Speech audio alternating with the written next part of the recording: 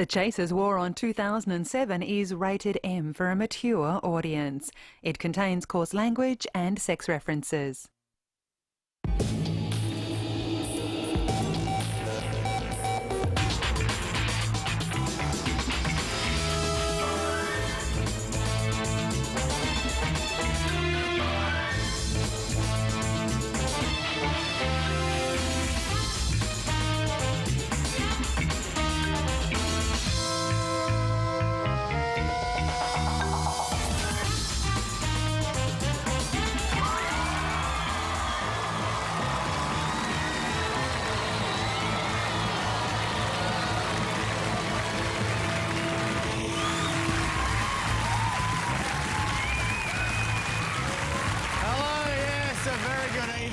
Across Australia. Welcome to this special 1 hour best of edition of The War. Now in an even earlier time slot, all that lobbying finally paid off. Yes, we've been promoted. Take that, Spicks and Specs. But yes, we're calling it The Chasers War on 2007 as we take a look back at some of the, well, the least complained about segments on the show. Yes, the ones that didn't jam up the ABC switchboard every Wednesday night. Plus some new stuff as well, such as me and Craig saying this, obviously, and an all new If Life for a Musical Christmas finale later on in the show. But before we do that, we just want to scotch the rumours once and for all that we're going commercial. Yes, it's untrue, people. We're not going to 7 or 9, although Chaz has just signed on to be the new face of Chanel. Oh, move aside, Nicole Kidman. But look, part of me is a bit surprised that we're not going commercial. I mean, especially after we made what I thought was a pretty decent pilot for Channel 9. Yeah, exactly. I know. We didn't have to change the format much at all, did we?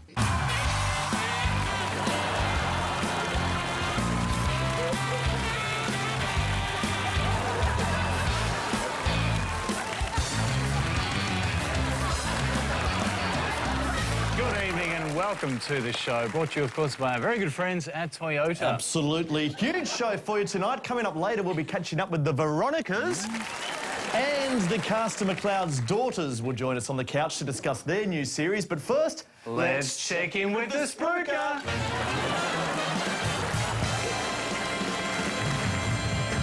That's right, shoppers, come on inside this totally brilliant supermarket. Bargains, bargains, bargains on an incredible range of fresh, mouth-watering produce. Yes, my usual sense of satire has been slashed to zero. It's my favourite security guard. How are you, Cobber? Yes, and I've completely sold out. Prime Minister, just want to say how much I like work choices. I'll be voting for you, PM. It's a great policy. Have you considered lowering business tax? Business tax is too high. And otherwise, good job. Keep it up.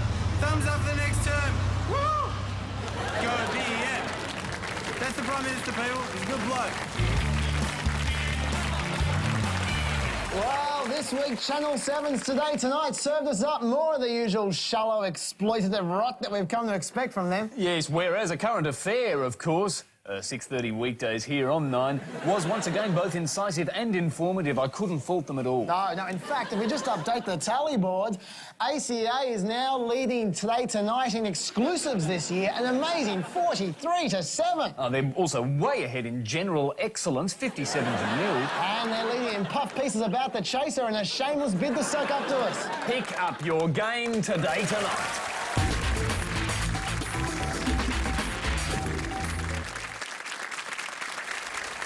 I've been to cities that never closed down, from New York to Rio and old London town. But no matter how far our offshore jobs go, the share price is sure to grow.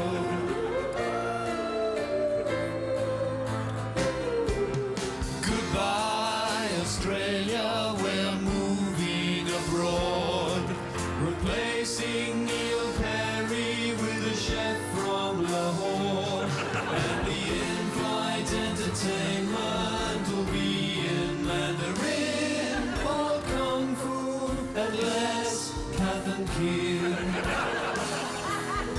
All the Qantas workers fearful for their jobs, please head to the Centrelink lines.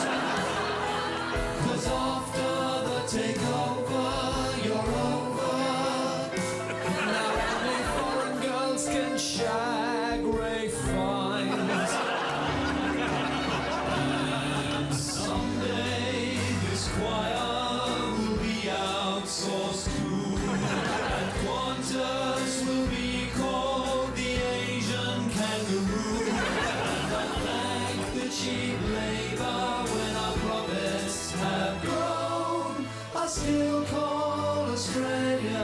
still call Australia. I still call Australia. 51% home. OK, then on to the next problem. Sheikh Al-Hilali. Now, he's only just been cleared of funding terrorist organisations, but the cops are already investigating him for something else. This time it's sedition after comments he made when he was overseas. Poor old Sheikh. Every time he opens his mouth, he says something stupid. Well, that's not always true. I mean, after the uncovered meat fiasco, he actually offered to wear masking tape over his mouth. Now, that is a very sensible suggestion. So as the Sheikh headed off overseas again this week, I decided to take him up on the offer. Good evening, Sheikh. How are you? Good to see you. I know you got in trouble last time you went overseas, so we've got a bit of a present for you this time. Look. Some gaff tape. It's gaff tape, but look, it works really well. It's a guaranteed mufti muzzler. It works really well. Look, see, look at this. If I want to say something offensive about you... No, see if I do this...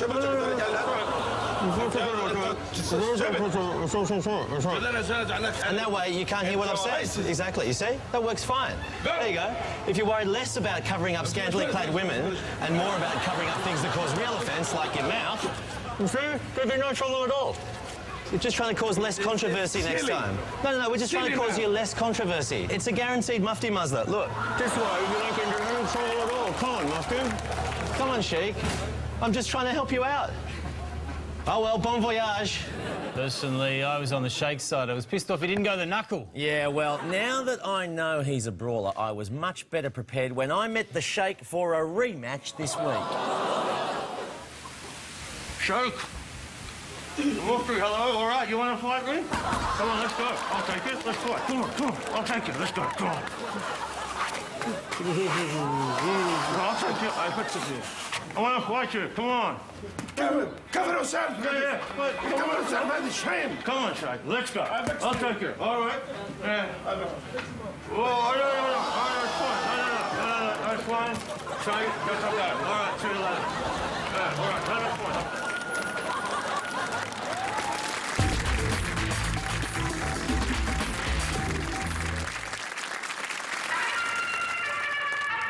Back to the horse flu handicap. We're under starters orders now. Away, slightly contagious leads the field out from highly infectious. Sneeze a lot and mucus supreme. Snotty Dancer also settling well alongside Coughing King and just got the sniffles. Dosed up on Codrill is starting to make her move. A little further back to I don't have horse flu but I do have AIDS. Quarantine cock up trying to find some room. A length and a half back to even the dead horse in The Godfather was less sick than me. Into the turn and I knew I'd get horse flu if I slept with Princess Anne. Is getting a dream run on the inside. Half a length back to the horse with bird flu that Robbie Waterhouse had tried to sneak in on the slide.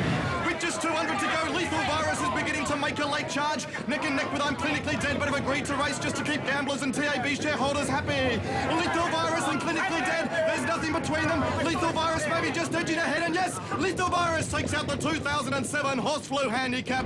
Lethal Virus wins by a runny nose. You couldn't ask for a closer finish than that. Barely a diseased horse's booger between them. Now, Jules, as you know, I'm a walker and not a driver, and as someone who pretty much walks everywhere, I have to say I find motorists very annoying. Yeah, well, that's because we've got no respect for pedestrians like you. No respect at all. They're always honking at you or screaming at you or honking at other cars. Everyone's on the bloody horn. Yeah, I think that's what you call road rage. I'll tell you what, I have a problem with road rage. But my problem is, why is it only confined to motorists? It's about time us pedestrians had a way of taking out our own aggression. Come on. Come on. Come on. Come on. Hell to the metal, Grandma. Sunday walkers. Who told you to walk, Stephen Hawking? Oi! Stop bloody tailgating me. You're a bloody mess. I'm bloody rude. Fuck you. Ah, shit, speed cameras. What's up, Riz? Why are you making all this noise down here? I'm just trying to park, mate. Can you get out of the way? Hey, you have to park so close together, you're over the line. Mate, that's enough. It's an annoying noise. Are you going to give me a parking fine? Hey, mate, hurry up. Sometime today be nice. Come on. Where'd you get your ATM card? Out of the cornflakes box? Shut up. Right. When you get angry. Nice. Hey, Tom. Hurry up. Hurry up. Hurry up. Hurry up.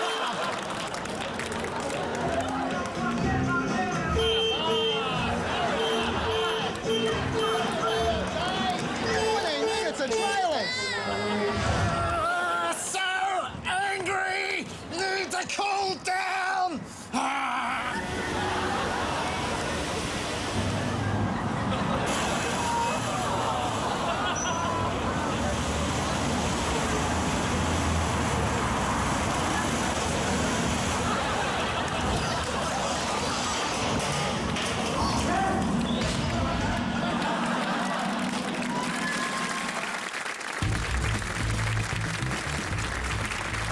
You may not be aware, but this week marks the 150th anniversary of Roget's Thesaurus.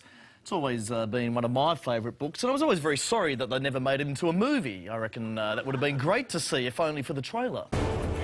Roget's Thesaurus, now showing, screening, playing, appearing, exhibiting in cinemas everywhere.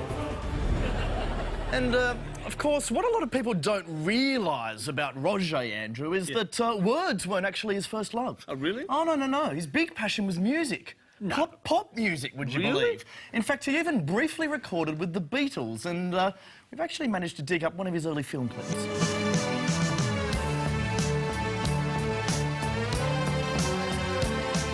Synonyms and antonyms and matching terms and words that share a meaning. All these alternate words to choose or substitute. Why write crying when you could write weeping or shedding a tear or two? Blubbering, wailing, choking up and bawling, sobbing both your eyes out, turning on the waterworks. I am the Roget. I'm Dr. Roget. I am Thesaurus. Synonyms, vocabulary, dictionary, wordy little Frenchman that I am. See how many phrases the Beatles could have made if they'd asked me.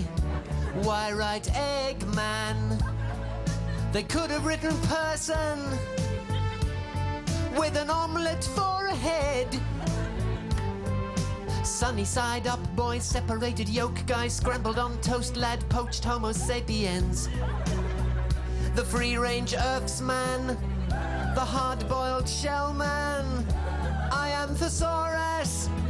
This song's concluding, ending, ceasing, stopping, terminating, drawing to a close.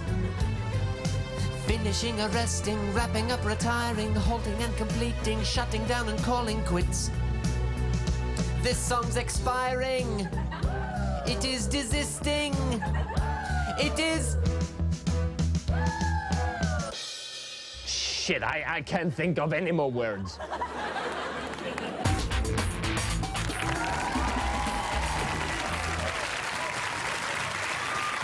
Jules, it was a historic week this week in the media because one of our main newspapers, the Sydney Morning Herald, finally announced that they were going to make their paper smaller. And thank God for that. I mean, all these highbrow newspapers, they seem to think that the hallmark of quality is having ridiculously large pages. Yes, sadly, not all papers have followed suit, and I must admit, I just find it impossible to read them on public transport.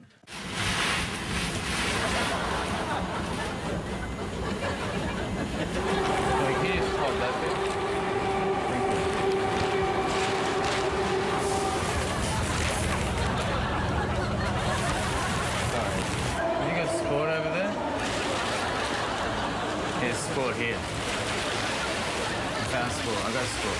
I wish they'd make these papers smaller.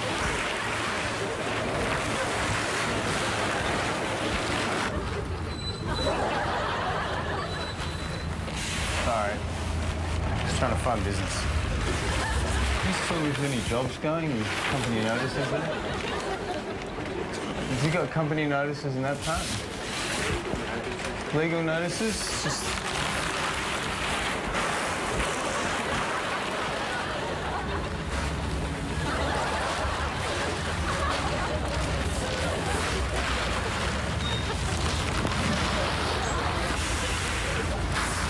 hold that bit there. You hold that. You're on the other corner. All right, that's good. I think. Now, who can see the crossword?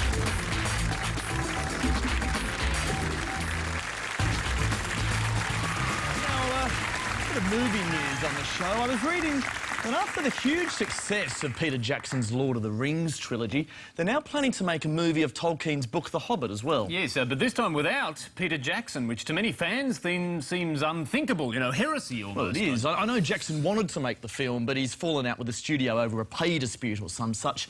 But it does raise the question, who's going to step up to the plate and direct The Hobbit now? Well, a few big names have already been approached and asked to shoot some sample scenes, including Australia's very own Nick Giannopoulos.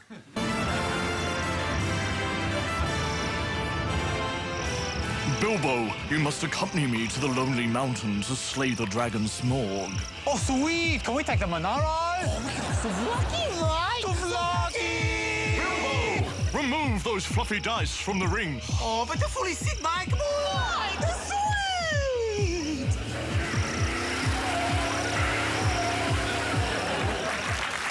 That could work. It could work. It's all right. Maybe, but not to be outdone, I know Woody Allen's also made an audition reel for consideration.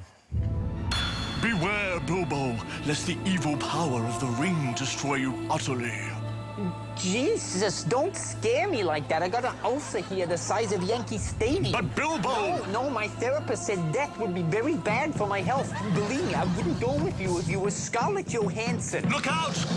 Behind you! Oh my God, is that an orc? Either that or my rabbi spent too long in the solarium. Stop him, Baggins! Stop him!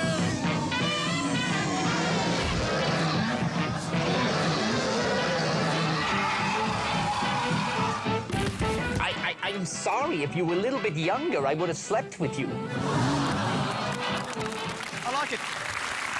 I think he's retained the feel of the original. Yeah, but they could do a lot worse than Woody. They could do worse, although, that said, I didn't mind Michael Moore's pitch for the movie either. To help the hobbits out, I decided to take them to the headquarters of Halliburton to show them what real evil looked like. This ring is a fictitious ring. It has come from a fictitious land. It is even more fictitious than George Bush's presidency. What has your company done to help out disenfranchised hobbits in the Shire? Shame on you, sir. Shame on you and your company. Would you mind leaving the room? Oh, you're kicking me out now. Are you fine? Okay, I'll just go to some factory in Flint, Michigan instead.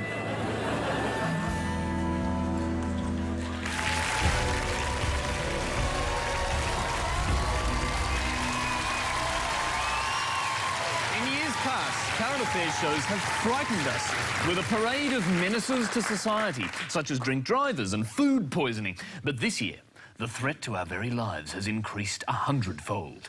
Prepare to face the super menace. Never heard of a super menace? You have now. Christine's online pal was a pre-operative transsexual deaf lesbian schizophrenic with a violent past. And now, without further ado, we're going to count down the top 3 super menaces on current affairs shows today. And be warned, some viewers may find the following footage highly unconvincing. At number 3, drugs. Now, drugs are a serious issue. You'd expect Today Tonight to conduct some rigorous, well-founded research about it. And you'd be wrong.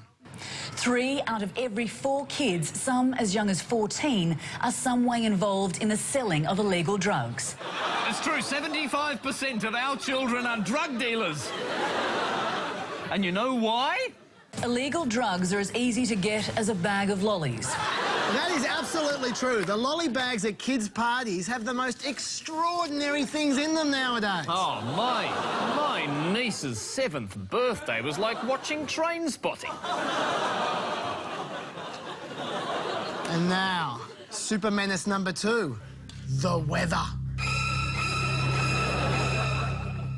All right, now, when it comes to global warming, ACA is very level-headed, you know. They don't want to alarm us about rising sea levels in Australia. Sorry, did you say Australia? You mean the dead zone. Oh, pardon me, of course. Look, global warming is not a very sexy topic. 0.3 of a degree here, bit of ice melting there. But Ben Fordham found a way to make the weather seem a little more threatening. Flash floods, gas and methane fireballs racing across the globe with the power of atomic bombs. Life on Earth ends in apocalyptic storms. A little dramatic. If you think Ben's over the top, you should watch Sky News.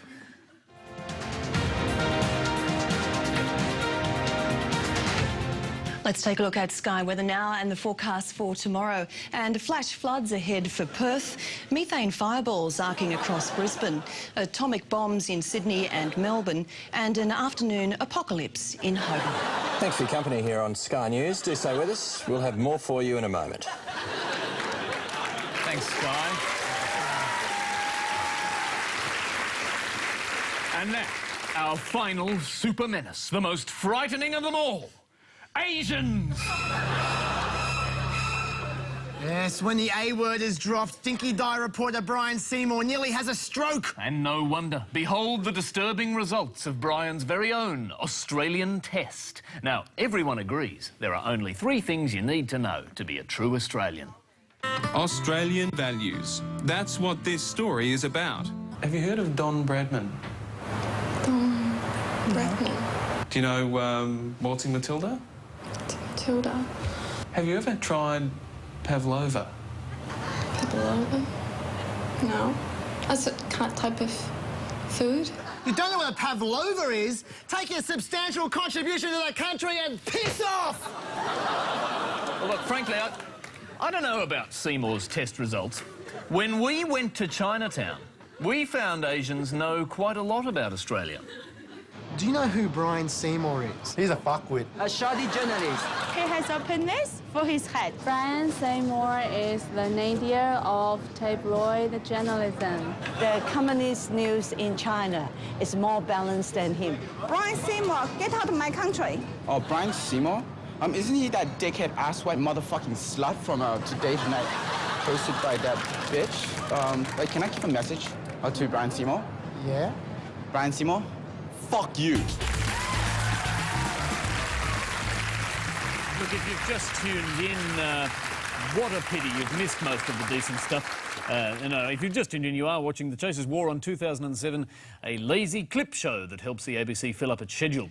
Now, guys, I think the most surreal moment for all of us this year was probably the APEC motorcade fiasco. Back in the courts today, Julian. Oh, yes, back in court today, and due to resume just as soon as we can find the real Osama to be a character witness for Chaz. It was a pretty bizarre time, APEC. Not just the motorcade, but all the lead-up to the summit with massive security all around Sydney. And by and large, most people were pretty tolerant of the inconvenience, I thought. Absolutely. And so in the week before APEC began, we wanted to see just how much people would actually put up with in the name of APEC security. Have you had a random APEC security check yet, sir? Sure. OK, you got something here, sir? That's it. A map. Thank you very much, sir. Now, I noticed that your map has numbers all over it. Number 11, Sydney Airport. What's going to happen at Sydney Airport, sir? Generally flying in and out of Sydney Airport. OK, now, what are these tools for, sir? Are you serious? Yeah. Fucking gardener. I think I need to see your socks as well, sir.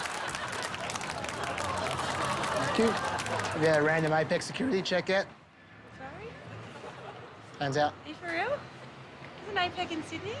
The APEC security zone is only 800 kilometres away, man. We'll just take this one here. Does it? Yeah. Is that right? Yeah, cool. Thank you. I think it's smashing what you're doing, to be honest with you, because you never know, do you? You never know. This isn't some kind of bomb controller, is it, sir? Traffic officer, City of Yarra. It's a very, very suspicious identification you got here. You're OK, boys. I'll take care of it. APEC. We're here for APEC.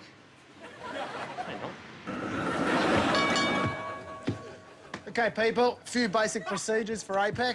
Can everyone stand up, please? Stand up. OK, can you all raise your hands? Turn to the right. Yep, turn to the left. Thank you very much. Thank you for your cooperation. Have a nice day.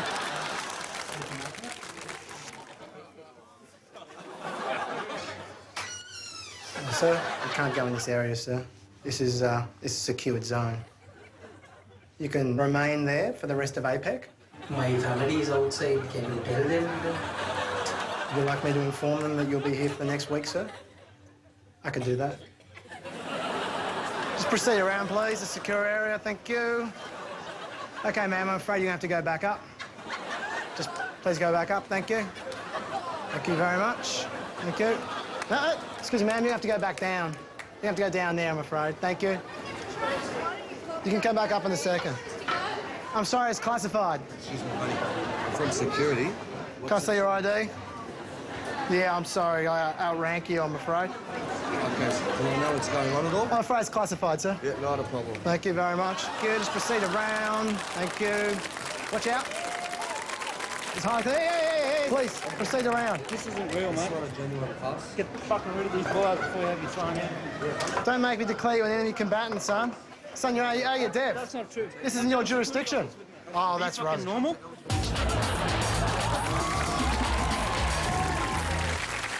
Craig, aren't these Dreiser Bones grades? What a fantastic, appropriate choice, wasn't it? Because after APEC refused to set targets for climate change, the world pretty much will be dry as a bone. It will be, but look at it, you can't expect too much to come out of a $330 million summit, Chris. I mean, for some leaders, it was hard enough just knowing what the summit was called. Mr. Prime Minister, thank you for your introduction. Thank you for being such a fine host for the OPEC summit. Georgie. And then did you see at other times in the conference he called it IPEC, UPEC and Gregory Peck. And the gaffes then continued when he tried to praise Australia's commitment to Iraq. As John Howard accurately noted when he went to thank the Austrian troops there. No, that wasn't actually a gaffe. Howard did visit the Austrians in Iraq. There he is. Oh, my mistake. Yes. It's a famous photo. I apologise. But it does beg the question, if someone as stupid as George Bush can get a seat at the APEC table to discuss the war on terror, then shouldn't we open it up to all the key players in world terror, like Osama bin Laden? Exactly. Where was Osama's invite? He should have been there at APEC. And who better to help him get them there than the most wanted people in the world right now? Julian Morrow and Jazz Licciardello. Let's hear it.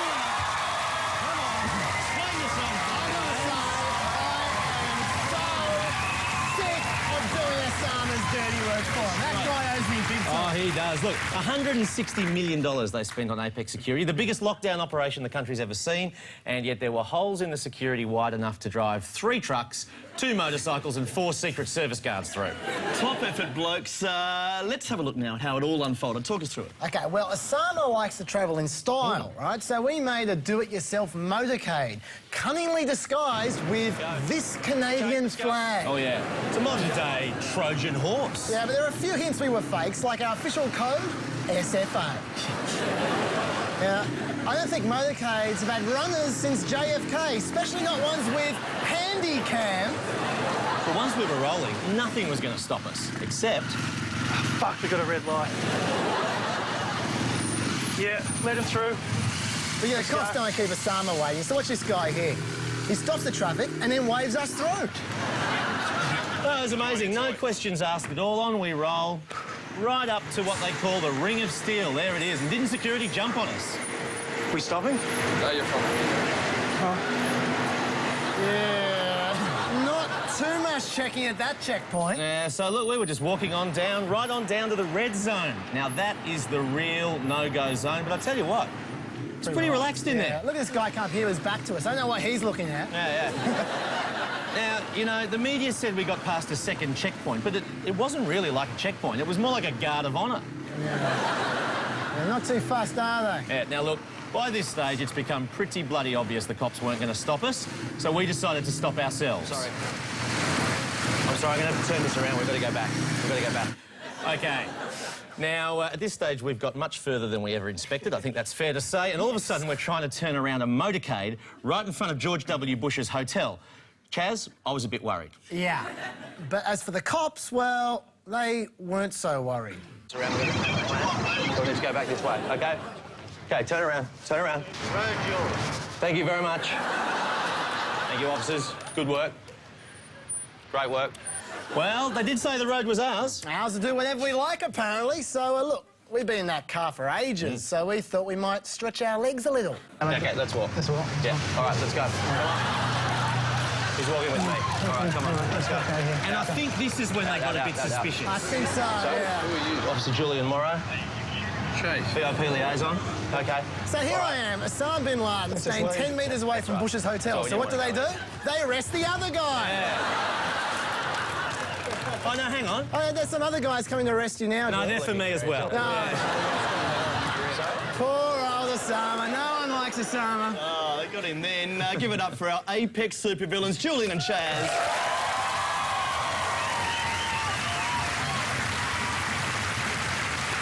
I'm telling you, all it takes is a Canadian flag. That's it. Well, it's funny you mention that because they actually tightened security the day after you guys did it. They kind of tightened it up a lot. They did. Well, they said they did, but we just wanted to be absolutely sure that it had been tightened. So the very next day, we went to see if the cops had got any better at spotting a fake Canadian motorcade.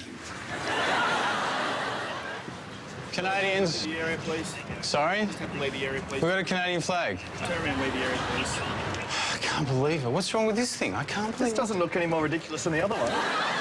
It's a big improvement. It was good, Much yeah, tighter, which is very reassuring. Well, not quite, Chris, because there was actually another security breach at APEC which left the police even more red-faced.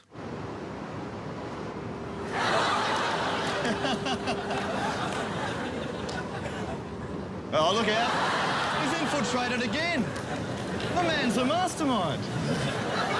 To be honest, I don't think you do need to be a mastermind to get past Apex security, Chris. If any of the cops had bothered to look at our passes, they should have seen they were clearly marked joke in capital letters. To be fair, though, I think on George Bush's security pass has also been marked in joke, so... Maybe. Look, well, I still reckon no other security guard would have fallen for those fake passes. Which brings us to our brand new segment... Hey. Now, I've got to see some driver's license, please. We're getting everywhere with this. This is access all areas. You can get to the red zone with this. It doesn't matter, sir. We're from Canada. I would have to see some driver's license, some form of identification. You're good. No, you're great. Get your job at APEC. Good work. They need people like you. Yeah.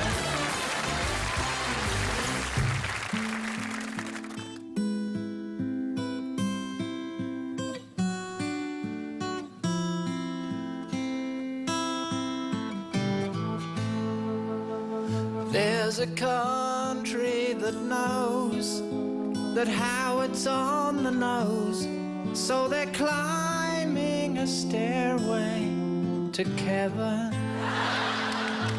We'll all back this new twerp with a smug, nerdy smirk who needs Facebook and MySpace to find friends. He'll win your hearts with tacky t-shirts. Join the team now. It's ALP USA style. He'll distance himself from the unions. He don't like boys' clubs. He only likes clubs with strippers. When he gets drunk on rum and gin, he can't recall a single thing. And though he speaks good Mandarin, he's much more fluent speaking spin. He's got no economic plan, but he can dance with Carrie Ann and fake the dawn in Vietnam and be less violent than Latham. But he's more made than Doc William, and we're climbing a stairway to Kevin.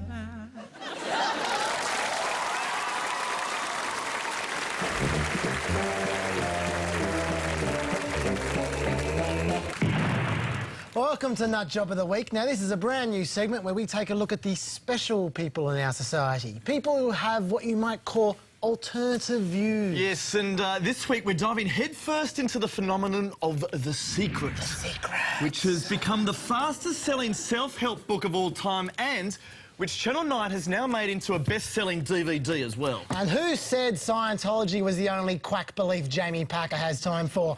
Now, this thing has gone absolutely huge all over the world. But, Chris, how does it actually work? I'm very glad you asked that, Chaz, because basically The secret is the law of attraction. Apparently it works like this. The law of attraction is really obedient. When you think of the things that you want and you focus on them with all of your intention,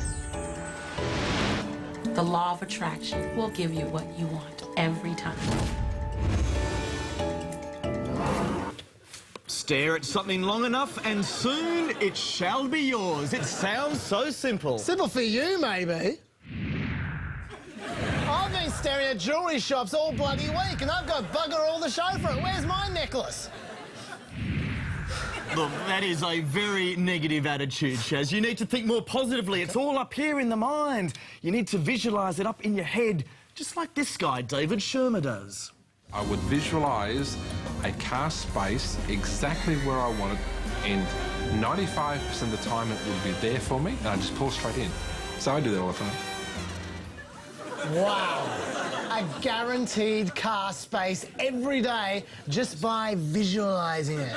Now that has got to be worth a try. Oh dear, there's no parking spots anywhere. Stuff this. Let's do it.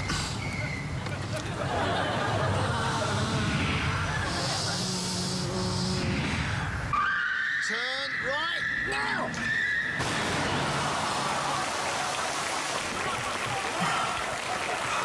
What the fuck was that? You were not visualising a car space. You were not. I was visualising my brains out. You're useless. Anyway, thankfully, Shermer's advice doesn't end there. The law of attraction states that what you focus on, you will get. So I got a bank statement. I whited out the total and I put a new total in there. I put exactly how much I wanted to see in the bank. Within just 1 month, things started to change. Well, sounds good to me. So I tried to hire Shermer, but he wouldn't even have a bar of me, even though I offered to pay him $10,000. I can see you hurting there, Chezzy. I can see you hurting, but don't panic, because The Secret has a great tip for making you feel better. Now, the principle involves spending more time with the family cat.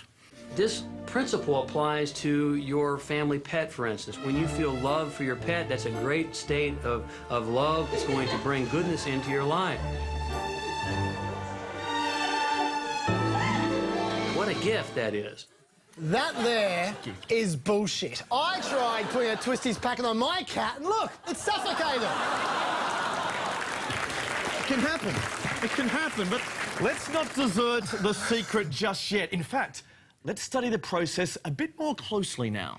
The first step is to ask. Make a command to the universe. The universe responds to your thoughts. Step 2 is believe. Believe that it's already yours, believing in the unseen. Your wish is my command. I know that it's on its way. Step 3, and the final step in the process, is to receive. Begin to feel wonderful about it. Feel the way you will feel once it arrives. Feel it now.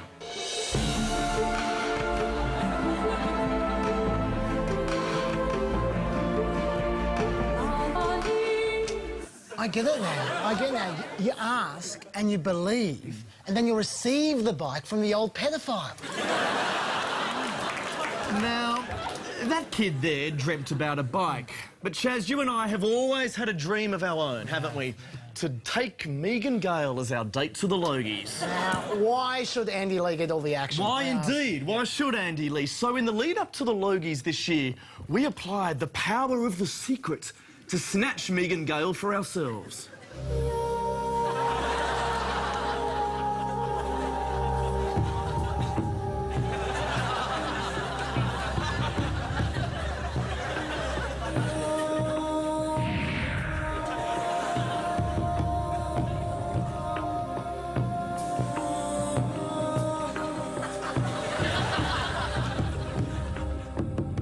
We asked and believed for a whole month, and what do you know, come Logies night...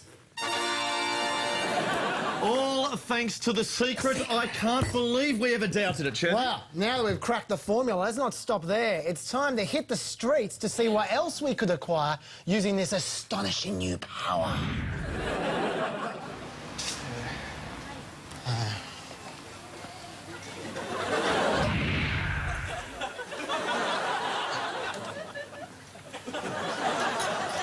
Cheers. What are you doing?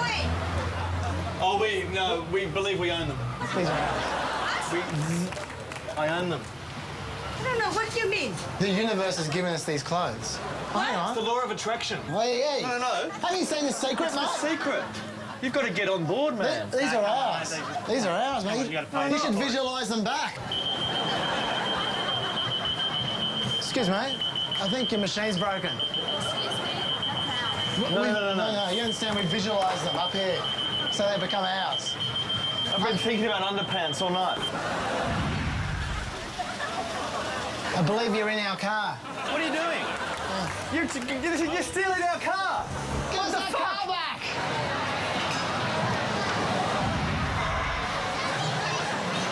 What? That's my clothes. It used to be your shirt, Yeah. but now we visualised it, and it's become ours. We've asked for the clothes, and now we receive the clothes from the universe. She doesn't believe. Introducing the all-new JI Extreme, the ultimate in car bombing luxury. With 6 cylinders of explosive power. 0 to 100 victims in under 5 seconds. With suicide belt technology, twin fertilizer airbags, and JIPS navigation to help you conquer the toughest infidel terrain. The JI Extreme, pure suicide bombing pleasure.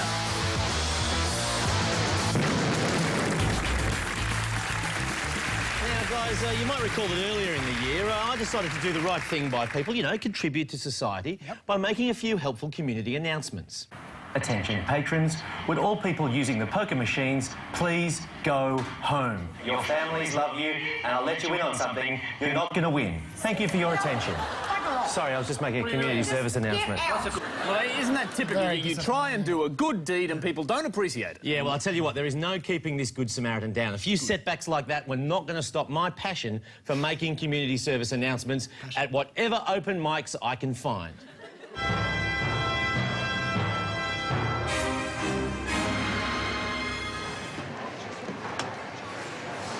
Attention, customers. Life is not all about shopping, No amount of material possessions is ever going to make you happy. So leave the store now, buy nothing today, and get a life. Thank you for your attention. Sorry, I was just making a community service announcement. Okay, thanks.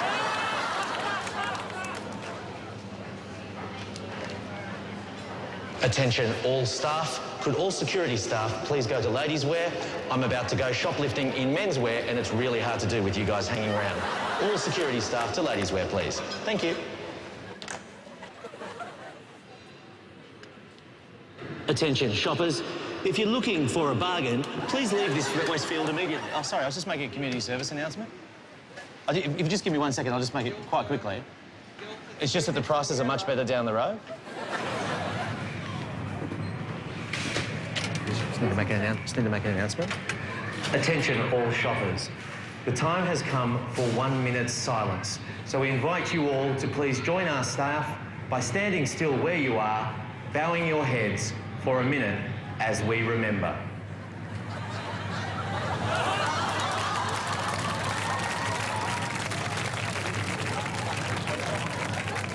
Sorry, everyone, I've just had a bit of trouble with my stopwatch. We're just going to have to start that again. Please bow your heads for 1 minute as we remember, starting from now.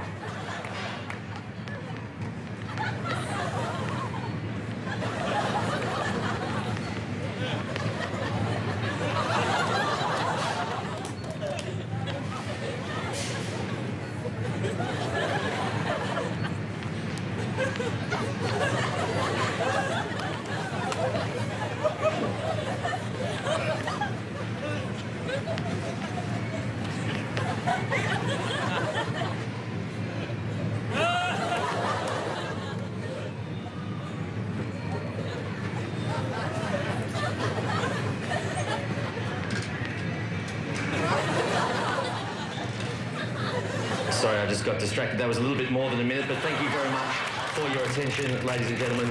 Please resume your shopping. Thank you.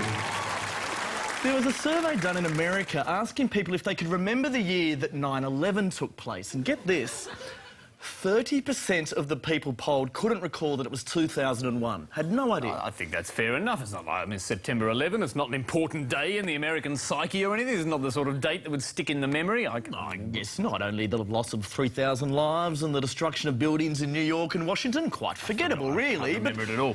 Just how much knowledge does the average American have about 9/11? Well, Charles Firth hit the streets of New York to find out. What year did the 9/11 terrorist attack take place? 2000. Wasn't it 2002, I think? 2004. And I was in New York when it happened. I don't even remember. In what month did the 9/11 attacks take place? October. August, I think. 9th month, was it October? Can you recall the exact date of the 9/11 attacks? Well, it was September 9th. September 9th. Yeah, it was, what? September, 9/11, September 1st. September the 1st. Wasn't it 16th, I think? 15th? Wasn't it 16th? 16th of August. Okay. What religion did the 9/11 terrorists belong to? Was it Hindu, Islam, or atheist? Hindu. Hindu? They were stupid. That's what religion they were. They were stupid. They were like some stupid Muslims, whoever they were. How many people died in the 9/11 attacks? Was it 3,000, 30,000, or 3 million? 30,000? 30,000. I don't want to be wrong. It was a lot. Millions. Millions? Yeah, I guess. So we put 3 million? Yeah, go ahead. Millions. In which two cities did the 9/11 attacks take place? Pennsylvania and New York City. New York. And? I just believe New York. In two cities? Yeah. Wow, that's interesting. I thought it was only in New York City, unless something I missed. Yeah? Did I miss something?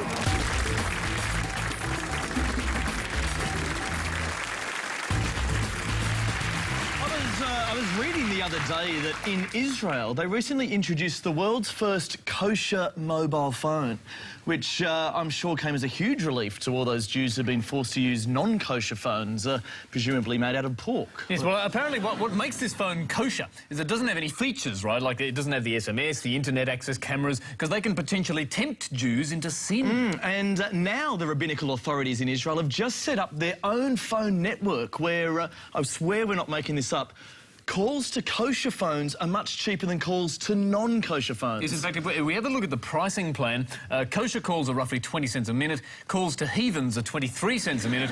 Heaven help you if you want to call a Palestinian. And I think it's great. It's great that Orthodox Jews now have their own phone network. It's about time. It is, and as part of it, they even have their own 0055 phone chat lines, which are brilliant. Check out their ads. Hot rabbis are standing by now, waiting for your call. Hundreds of fun single rabbis who just love talking Hebrew. Call 1-800-JUICY and choose from our range of Orthodox, ultra-Orthodox, and ultra-unorthodox. The Rabbi Phone Chat Line. It's like your own private synagogue waiting to happen.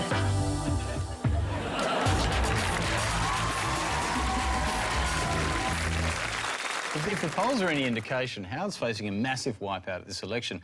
He must be kicking himself that last year he didn't retire while he was still on top. Oh, I know. I mean, I'm sure if he could go back in time, he'd do things very differently. I mean, I reckon he'd almost certainly choose to retire if he could rewind the clock. Yeah, all he needs is a time machine. He just needs, you know, like that crazy Doc guy from Back to the Future. Then he'd be fine.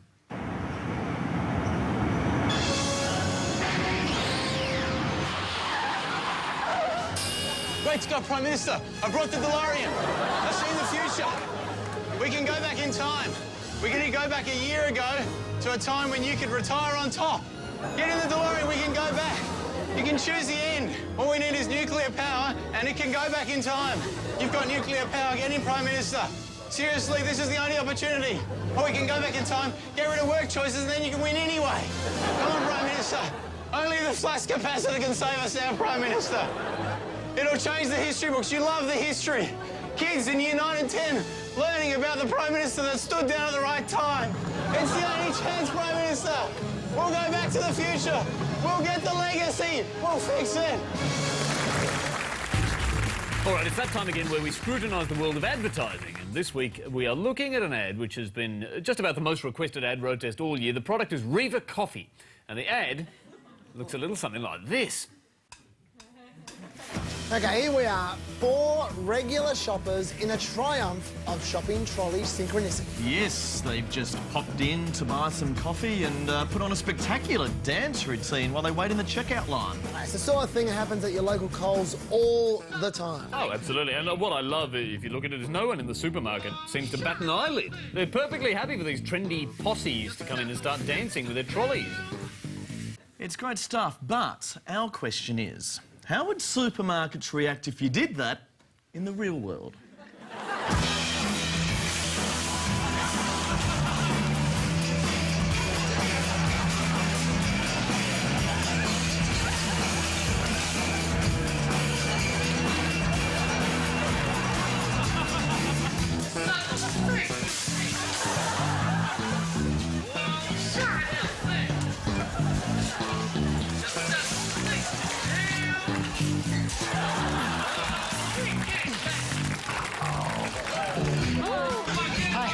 So let's buy some coffee, mate. Yeah, right out the shop.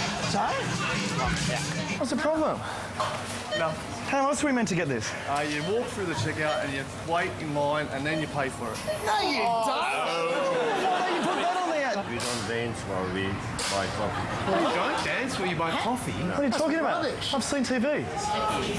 Safety issue. Is the coffee that bad? Oh, no, no. You're good again, though. You're looking real good. Yeah. Can we?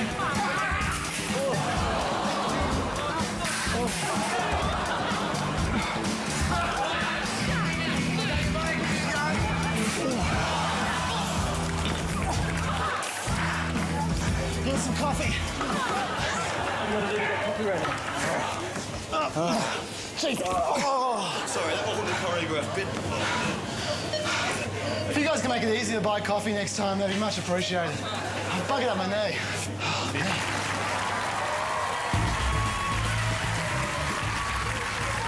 And that just about brings us to the end. We hope you've enjoyed watching the show throughout the year as much as we've enjoyed making it. And from all of us here at The Chaser, we wish you a very happy Christmas. Yes, unless you're a Muslim or an atheist, in which case we wish you an unhappy Christmas. But we couldn't say goodbye without one final song. So as promised, we leave you tonight with a special If Life Were a Musical finale. So until we meet again, Good night. Good night.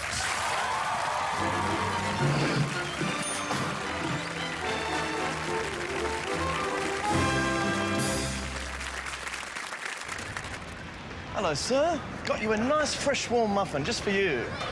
Happy Christmas. What's going on? Happy Christmas. And always remember, if you're sad and blue and down and the election made you frown because the wrong man got the crown and your vote went the other way, You could never win the game, no matter who got in their lane, because they're all the bloody same, but there's still one good thing to say. Tomorrow is a brand new day. Yes, tomorrow is a brand new day. there's floods and drought and slaughter, and we're running out of water. And Steve Irwin's horror daughters on the telly every day. There's boneheads at the Logies, and the Eagles are too cokey. And Steve Price won't get your jokies, and you can't trust motorcades. But tomorrow is a brand new day. Yes, tomorrow is a brand new day.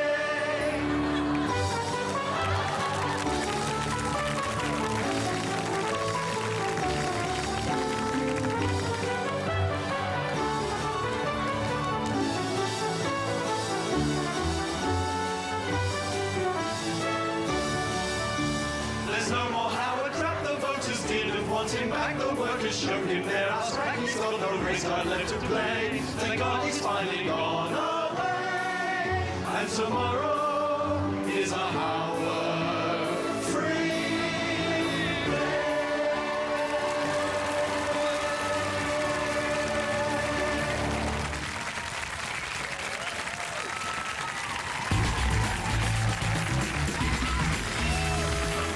Make sure you're with us next week when romance is in the air for our favourite vicar as Dawn French returns in an all-new Vicar of Dibley, 8:35 next Wednesday night on ABC.